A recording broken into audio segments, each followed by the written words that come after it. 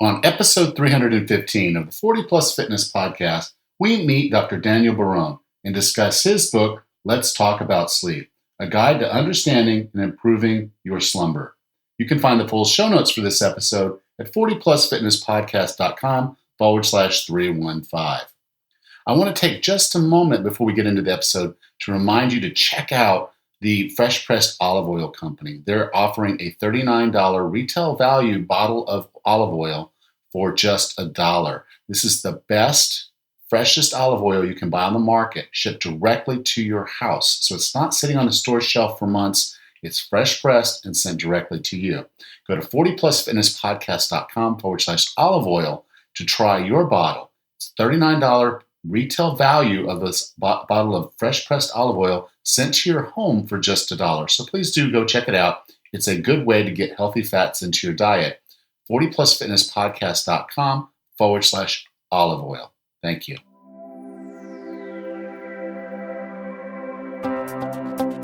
Have you decided you're ready to make a change? To reclaim your health and fitness? The 40 Plus Fitness podcast is here for you. I'm your host, Alan Meisner. I'm an NSAM certified personal trainer with a specialization in corrective exercise and fitness nutrition. Let me be your coach as you find your way on your health and fitness journey. All right, let's go. Hello, and thank you for being a part of the 40 Plus Fitness podcast. I'm really excited to have you here today. Sleep is actually one of my favorite topics to talk about on the podcast because I think it's just one of those overlooked things. Sometimes we just kind of accept that our sleep is what it is. And that doesn't have to be the case, as you'll learn from our guest today, Dr. Barone.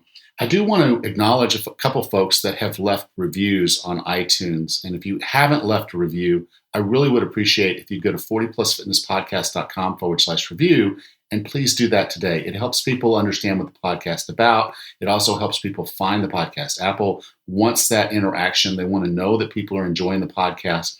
And if they keep seeing those reviews and subscriptions, that tells them that we're doing something here that's getting you excited and keeping you engaged. So please do go to 40plusfitnesspodcast.com/review and leave your review today. So our first review comes from Australia, and this is Peg426.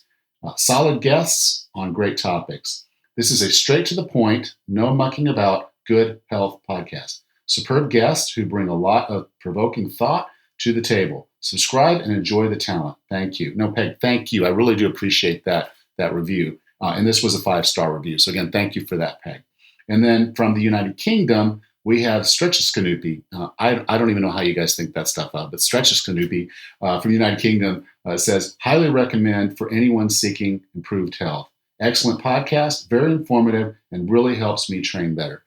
So Stretch Canoopy, you'll have to tell me how you came up with that name because that really does kind of hit me right there. But thank you so much for that. Again, that was a 5-star review from Stretch Canoopy and 5-star from Peg. So again, thanks to both of you for leaving that rating and review.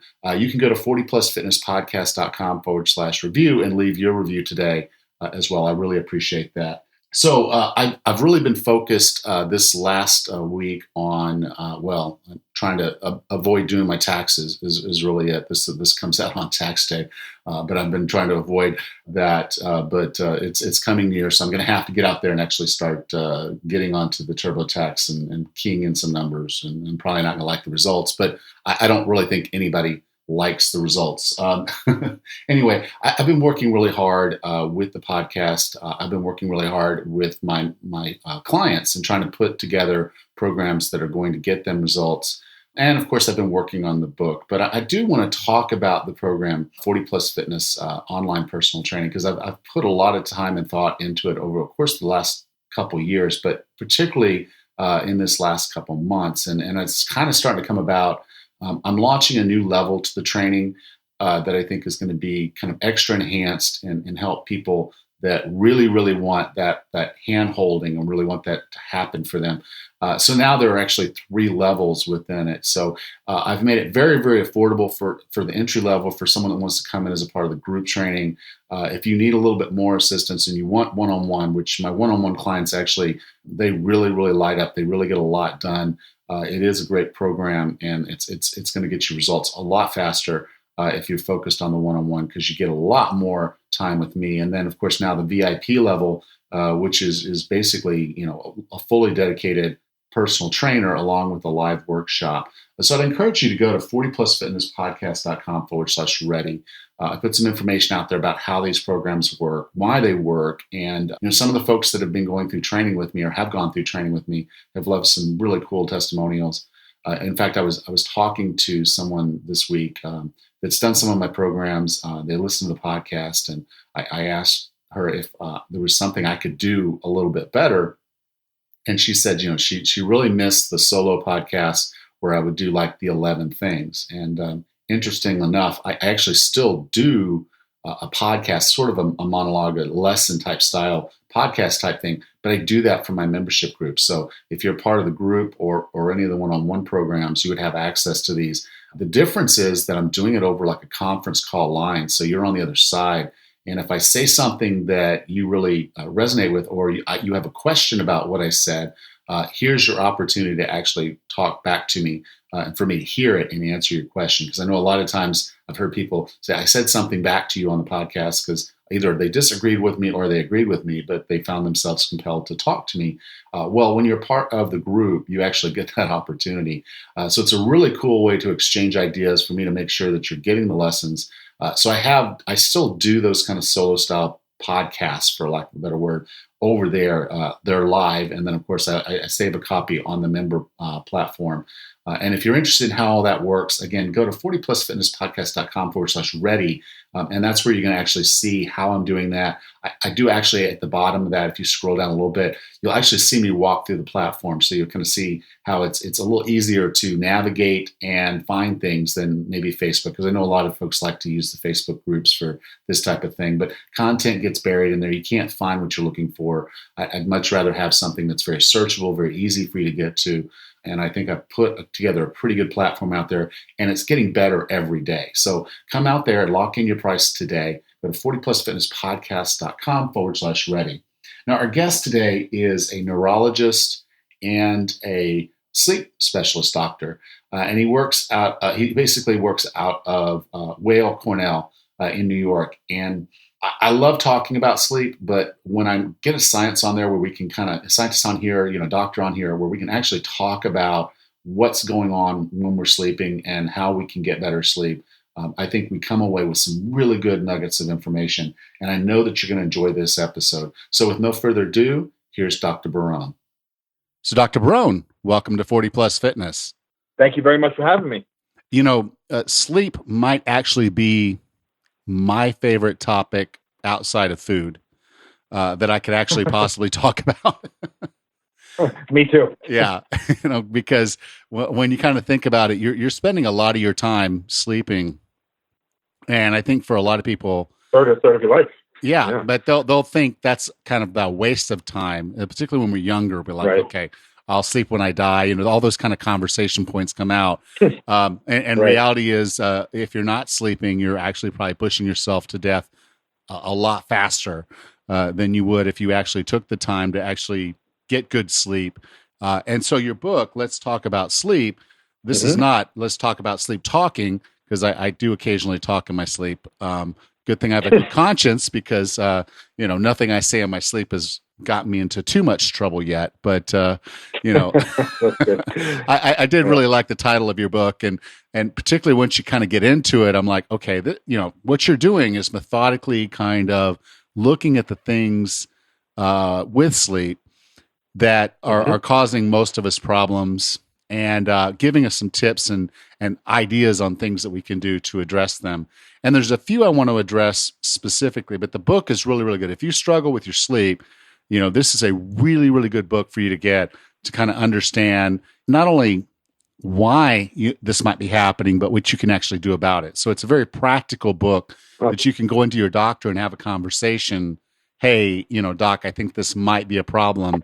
My significant other, boyfriend, wife, husband, whatever, they're telling me that I'm doing these things, and therefore I want to make sure that I take care of myself the way I should. Well, thank you for that review. Yeah, we tried to really make it basically what I talk to my patients about, and the way that I tell them about it, and the kind of the teaching points and the things that they can take away from. We tried to just put that into word form, essentially. Yeah. So I know you can ask anybody and they'll understand the concept of, I feel better after a good night's sleep. Sure. So, but let's dive in a little bit. Why do we feel better after we've had a good night's sleep? And quite frankly, why do we even need to sleep? Right. So the question of why we need to sleep, I mean, that's as old as mankind's ability to think. And while we're closer to the answer, really, believe it or not, nobody really knows for sure. There's a lot of theories that are out there, which we go into in the book. Probably the most recent exciting one is the whole idea of what's called the lymphatic system, which is basically where when we get into deep sleep, the brain is able to filter out some of the bad byproducts of daily life that would otherwise build up and cause harm. For example, some of these things may, if they build up over time, may cause Alzheimer's disease or Parkinson's disease. So there's not necessarily a direct correlation there, but there is, or direct causation, I should say, but there is a correlation, meaning that people who don't sleep well for a decade, let's say, are at higher risk for some of these devastating illnesses. So now you were talking in the book about mouse experiment, and I'm not, that's right. I'm not super excited about animal experiments as they kind of relate to people, but I do think this one is probably one of those where you would say, okay, wait a minute, there's a little bit more on the table here. Our brains are, even though we have a lot more lobes, we have a lot more going on up there than a mouse. Well, some of us do, but right. but those, but there's some similarities. Is we're both mammals, and we understand. Okay, a lot of what's going on up there. Well, they did an experiment that you talked about in the book with mice that kind of really, to me, brought this home in a very, very clear, concise way. Right. So that's what I just meant. That actually was the thing I just mentioned. What's it called? The lymphatic system. This basically ability to filter out and clear out some of the things that are bad for us, kind of like waste products that should be taken away from the brain. The brain is not able to do that unless we get into deep sleep. Yeah. So that was discovered in 2013 in mice, as you really pointed out, which was pretty exciting for the field because, believe it or not, prior to that, we really didn't have a good reason as to why sleep is needed. I mean, if you think about it in evolutionary terms, right, the whole idea for a need to sleep is actually counterproductive for survival, right? I mean, if you're a primitive man 20,000 years ago and you lie down to take a nap in the afternoon and you're in the woods, well, a grizzly bear may come and rip you to shreds. So the whole idea of needing to sleep, there must be something going on that's so important. Otherwise, evolution would have just weeded it out of us, and that didn't happen. Yeah. So sleep is just, it's incredibly important, and we're getting closer to understanding why. Yeah, I just thought it was cool that they could actually visually see the brain cleaning itself out with these mice. That's right. Not something we would necessarily do with a human being, but it was just kind of cool to understand, okay, they were seeing the brain clean itself as these mice sleep, particularly as they got into their deep sleep patterns and got into the place that they needed to be. When I talk to my clients, I'm like, okay, I understand we're going to talk about calories. We're going to talk about exercise. You're trying to change your body. You're trying to change your life. You want to feel better. You want to be healthier. But I'm like, exercise is only a small fraction of it. If you're not sleeping well, if you're not dealing with stress, if you're not doing these other things. And I think one of the things I really kind of took out of your book was there's this really good correlation to the way that you're managing your hormones, you're managing your stress, and all of that is really kind of tied into how well you sleep. That's right. I mean, they kind of, all this stuff goes hand in hand. And I try to get that across to my patients a lot is, particularly if they're dealing with, severe stress or clinical anxiety or clinical depression, or even, subclinical or under the surface. What I tell them is, hey, look, these kind of things go hand in hand with poor sleep, right? So if you're not feeling well, or if you're depressed, if you're anxious, there's a good chance your sleep is going to be affected by that. And if your sleep is not good, there's a good chance that you will not be able to deal with those things, as well as you would have. So it kind of becomes this thing where sleep is tied into almost everything that we do, and exercise is the exact same way. it's been shown that not getting enough exercise, not getting enough sleep or enough quality sleep can impair athletic performance and vice versa. Yeah. So it really kind of ties into really everything that dictates how we feel. And that's just us being part of a system. That's right. We're meant to move. That's what our ancestors did, and we're meant to sleep. These are things which we have to do. So Cool. Exercise and sleep, very important. Can't agree more. So now, Yep. which is why I have you on, because I love this. I love this topic.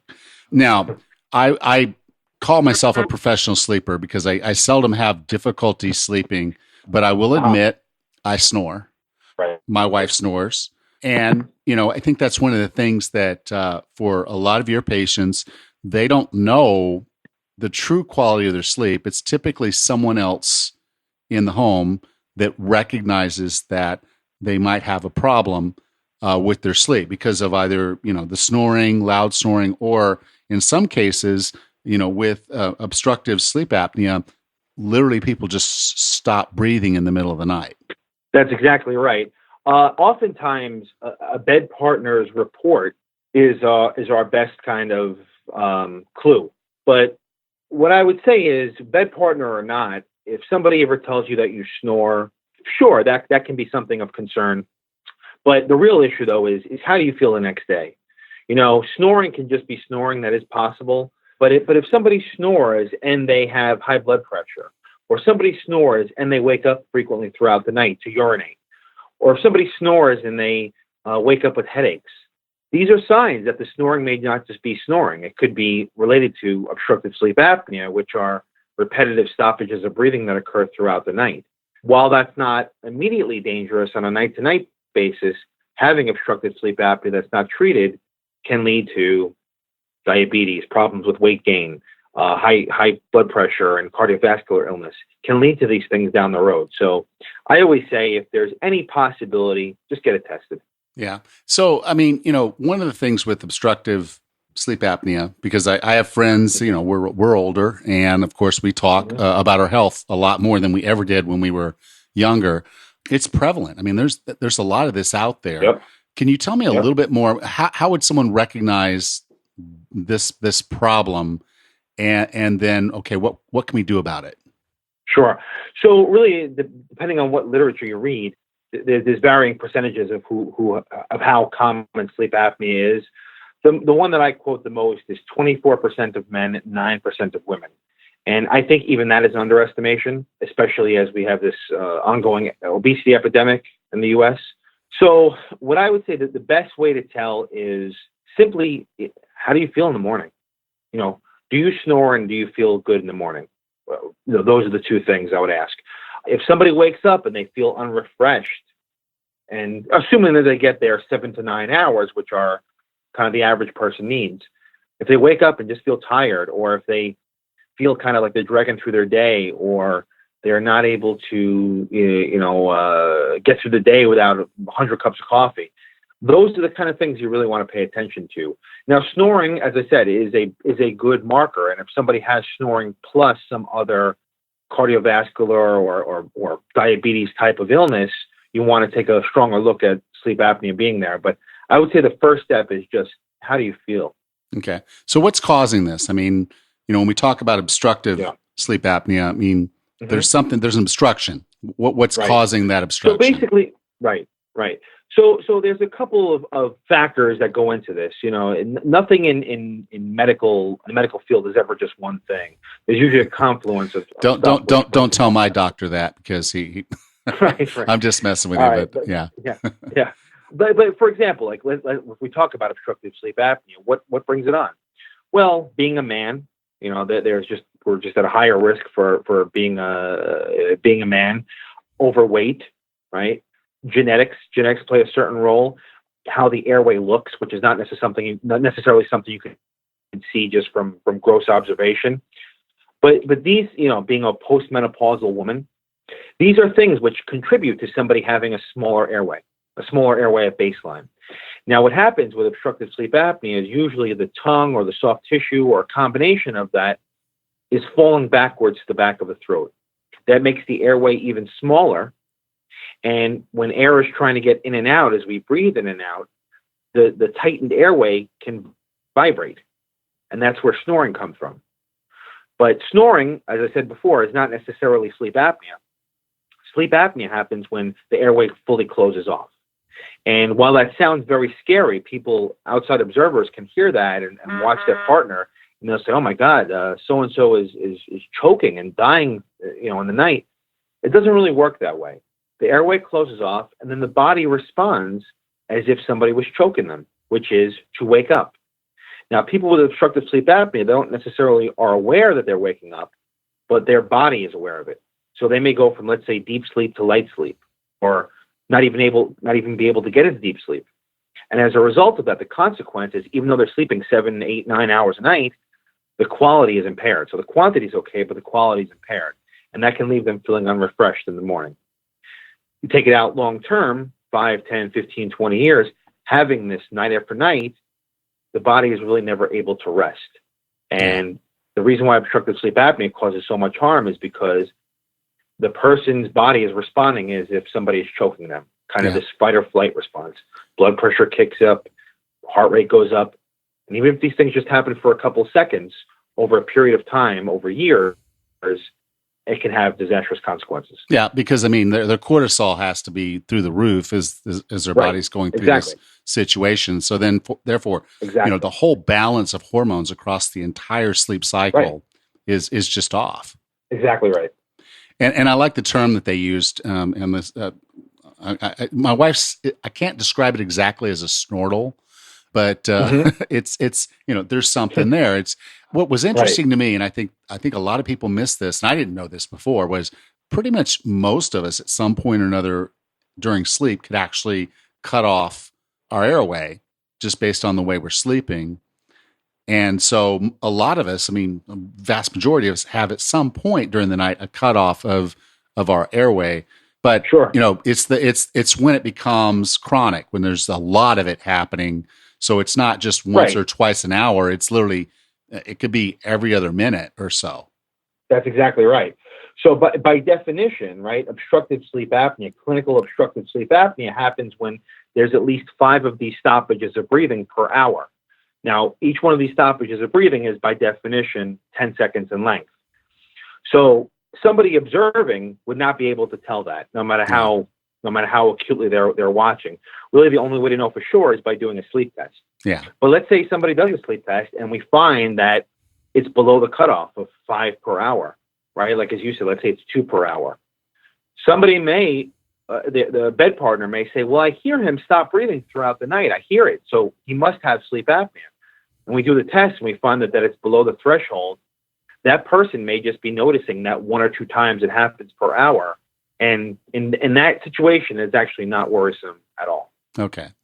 Well, that's good to know, because I've not actually sat up for an entire hour and counted the episodes with my wife, but I can tell you it happens. It happens occasionally, and it's a snort, not exactly a snortle. I wouldn't describe it that way. I would just like there's a noise, and it's usually she's snoring, and then there's a snort kind of thing. So it's a little different for me. I'm out and I'm snoring, and that's kind of the natural pattern of things. But it was kind of interesting to me to understand that I might also be going through some of these breathing episodes as well, or non-breathing episodes as well. But okay, so let's say I think there's a problem. I go in for a sleep study, and they diagnose me with obstructive sleep apnea.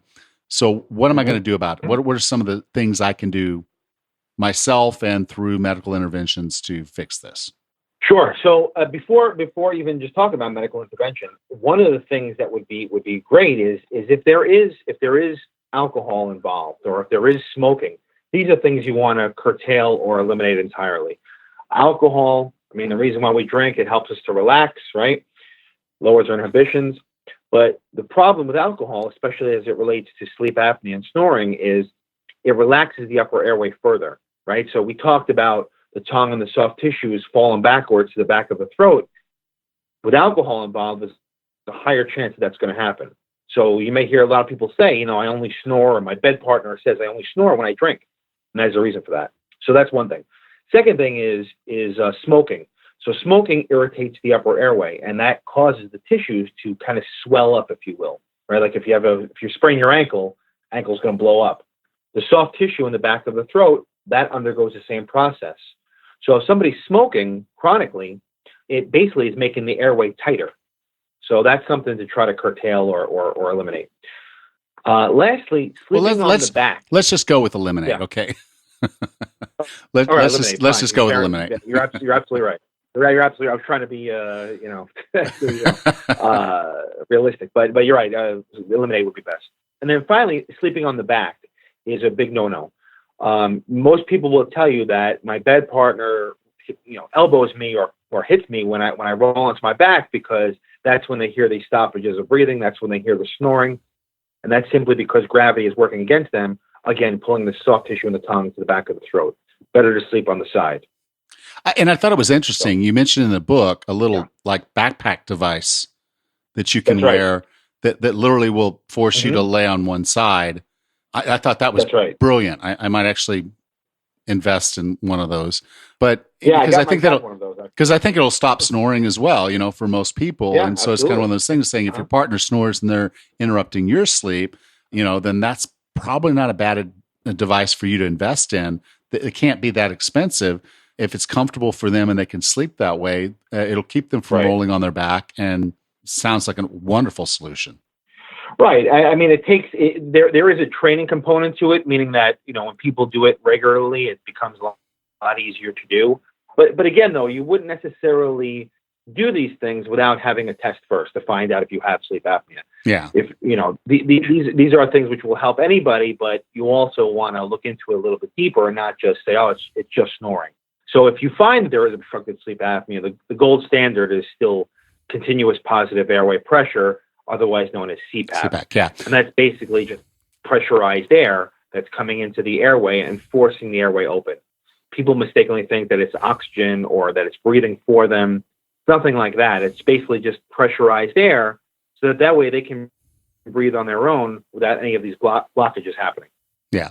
And I have a friend that uses one of those, and we were talking about traveling together, and he's like, well, we can't stay in the same room because I do a CPAP. I'm like, no, you don't understand. The noise of the CPAP will actually probably help me sleep because I like that white noise. That's right. Kind of sound. Right. Yep. So once I think someone gets used to using it and gets fitted and everything working the way they're supposed to, even their spouse is going to get to a point where they just see that as the white noise in the room. And when we're good. Absolutely. Yeah. I can't tell you how many times a day even I get that question. Well, isn't my partner going to be upset or aren't they going to be, turned off or whatever? I say, listen, depending on how loud you're snoring, this could be like an angel coming into their life. Because the CPAP machines really these days don't make much noise. If there's a good tight seal on the mask and the machine is working fine, honestly, they could basically be silent. Now, there was this thing you brought. The next thing you got into in the book, and it kind of hit me as like I didn't actually realize this was a problem, but it's a different type of sleep apnea called central sleep apnea, which basically means okay, so this is not a weight problem, this is not a loose skin problem, this is not a relaxation problem, but there's some wiring problems that are basically causing the same problem. That's right. So when we talk about central sleep apnea, the reason why it gets named central is because it's based in the central nervous system. The simple way of looking at it is basically that the brain is forgetting to tell the diaphragm to take a breath. Now, while that sounds extremely scary, the usual causes for that are things like opioid abuse, which the opioid epidemic is still kind of going on in this country. So that's one thing to be aware of. The second is congestive heart failure. That's probably where we see this most often. The third is just idiopathic, which means we don't know why. Fourth is it can be seen in obstructive sleep apnea. Some cases of obstructive sleep apnea will have central sleep apnea as a component. So really the key with central sleep apnea is trying to figure out what's the reason for it. So again, we kind of go to that. We go to that basic of if you don't wake up in the morning feeling like you had a good night's sleep, even if you didn't snore, even if there's no other problems going on and you feel like you went through your night, but you're not feeling well in the morning, that after a 7 to 9 hour sleep, that you really got well rested. And this is chronic. This is going on for a period of time. Yep. It's worth going in and talking to a doctor about your sleep pattern and getting tested. Absolutely. Yep. Getting a sleep test is really not I've had one myself. It's not a very unpleasant thing. I mean, people think that they're going to be, tied down or some, experimented on. It's not like that at all. I mean, yes, there are several wires that are attached to the person, but it's not anything that's painful or invasive, or, I mean, it may be a little uncomfortable, but it really can help us in many, many ways to figure out what's going on. So I say it's always worth it to get tested. Yeah. And like you said, days, they may not feel like they got a good night's sleep that night, and they probably right. didn't, but you're going to get enough data typically to be able to Absolutely. make an assessment. Yeah. And I mean, we're talking about Right. something that's going to shorten your life. We're talking about something that, when it's kind of the paradox of, okay, I'm struggling to lose weight, and my doctor's telling me to lose weight, and I'm not, and I don't feel well when I sleep, and maybe I'm not snoring, or I am, or whatever, but back and forth it's a kind of a paradox. But the whole point is, if we can fix the sleep first, it's actually going to make the other side easier. That's right. Exactly. And there's a lot of reasons for that. I'm glad you mentioned that, because people who have disrupted sleep for whatever reason, be it sleep apnea or something else, the body the next day will produce hormones or not produce hormones that control our appetite. These things are called leptin and ghrelin that the body produces normally to kind of help control how hungry we are, how full we are. These hormones get out of whack when we don't have good sleep. So let's use the example of sleep apnea. If somebody's sleep is very disrupted and these hormones then get out of control, the next day they may search out for higher calorie foods, right? And then what happens over time, they gain weight.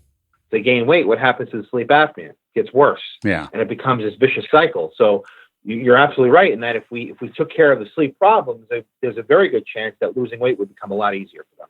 Yeah. And so finally, my wife will occasionally have our granddaughter over, and one of the complaints she has is that apparently, and I think this is universal with some young kids, I mean, it happens a lot, young kids will certainly turn horizontal on the bed and just start kicking for no apparent reason whatsoever, other than they're in your bed and not used to being in your bed, and you get kicked, and then you wake up and you turn the kid around and they go back to sleep. But that's not what restless leg syndrome is. That's just a kid being a kid. But some of us, when we're older, or adults, will have this problem that's called restless leg syndrome, and we are moving and kicking and doing things. Can you kind of talk a little bit about that? I haven't experienced that before, but I know that's still a pretty big problem. Yeah. Yep. So yeah, I'm glad you mentioned that. Restless leg syndrome is actually pretty common, 2 to 15% of the population, depending on what you read. And if you have it, or somebody who have it, it's not a joke. People think that the name kind of sounds funny, and it's kind of a one of those like not real diagnoses. But if you have it, that it's a very, very real thing. Basically, what it is a feeling or a sensation that the legs have to move, or else they'll be incredibly uncomfortable. Usually what happens is people will come around evening time, they'll plan to get to bed, and all of a sudden they'll find that as soon as they sit down, or as soon as they lay down, the legs have this sensation that they have to move. So what happens is they'll get up, start walking around the bed or the bedroom, and that'll relieve the symptoms a little bit. Then they'll get back into bed, and as soon as they stop moving, boom, same thing happens. They have to get up, start walking around for another 10 minutes or 15 minutes, and this continues all night long. And you can imagine how much of a hell that would be, being unable to sleep because your legs are so uncomfortable. So that's what restless leg syndrome is. Now, once these people do get to sleep, there's a corollary called periodic limb movements of sleep, otherwise known as PLMs, which we talk about in the book.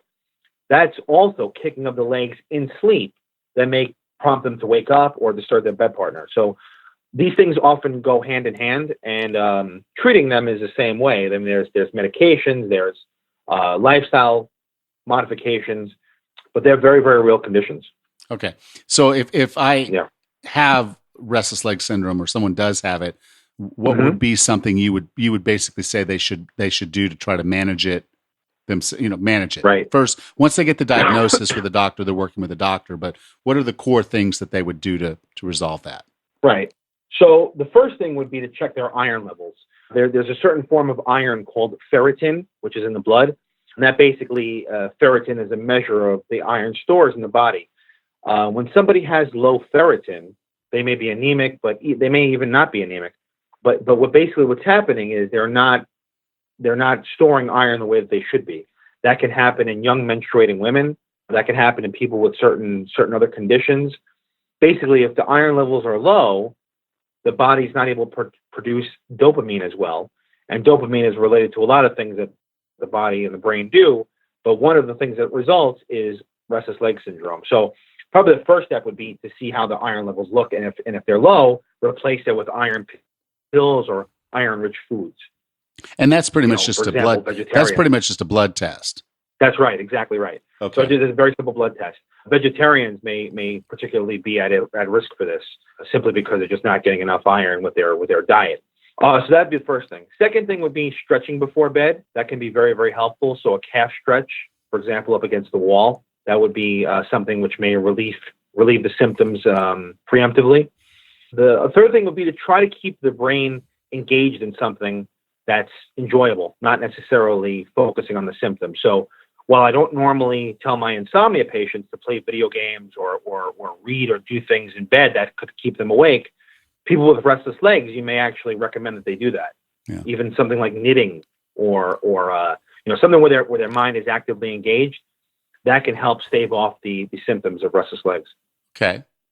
Well, one of the things I'll do if I find myself having any difficulty sleeping, which it doesn't happen often, or going back to sleep, I'll literally lay there and just think of myself on the sand on the beach, and Right. and at that point I just kind of have this mental movie that I'm running through of just kind of being where I want to be, which is on the beach, on the sand, feeling the sand, thinking about the sun and the heat and the warmth of the sand, hearing the waves, kind of smelling the sea breeze, all those different kind of sensory things. And that kind of seems to just really relax me and get me into the right mindset to sleep. Is that a similar context to what you're talking about? Sure. So that's a technique that psychologists use. It's called image rehearsal, I believe, where you're putting yourself into a very relaxing state. That's a great method. I recommend meditation or mindfulness meditation for my patients, massage therapy, acupuncture, anything like that that's going to help the brain and the body to relax, that may help induce sleep. I'm all for it.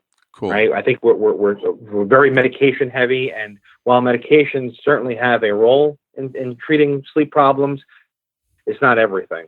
Yes. And I think there are a lot of things you can do, like you just mentioned, that can really help. Awesome. So, Dr. Barone, thank you so much. We've been talking about sleep, and the name of the book is Let's Talk About Sleep. So thank you so much for being a part of 40 Plus Fitness. If someone wanted to reach out to you and learn more about what you're doing, where would you like for me to send them?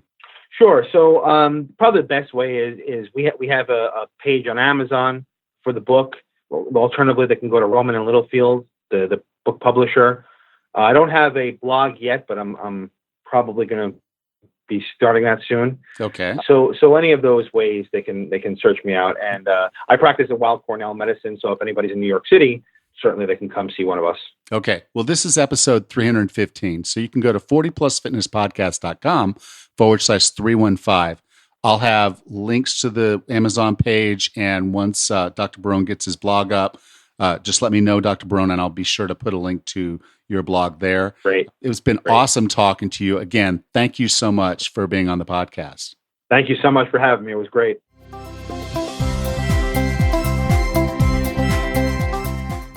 Sleep is such an integral part of our health. If you know someone who's struggling with their sleep, please send them to 40plusfitnesspodcast.com/315. I believe the information that Dr. Barone shared today would be valuable to a lot of people. So please do help me get the word out. That's 40plusfitnesspodcast.com/315. Next time on the 40 Plus Fitness Podcast, we meet Magdalena Schletsky and discuss her book, Cooking for Hormone Balance. Until then, have a happy and healthy week.